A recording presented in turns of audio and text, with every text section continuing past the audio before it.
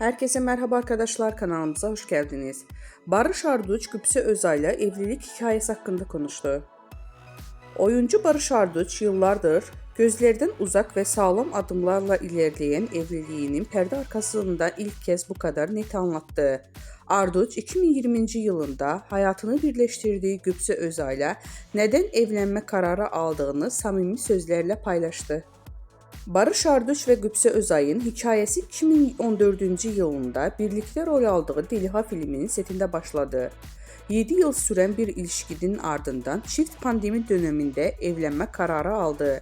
2022 yılında ise kızları Jan Asya'nın kucaklarına alarak ailelerini büyüttüler.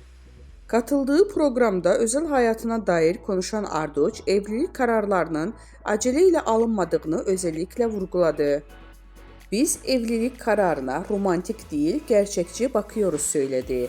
Hayatı paylaşımının çocuk sahibi olmanın ciddi bir sorumluluk olduğunu belirten Arduç, bunu bir kişiyle ve doğru kişiyle yapmak istediğini sözleriyle ve bakış açısıyla özetledi.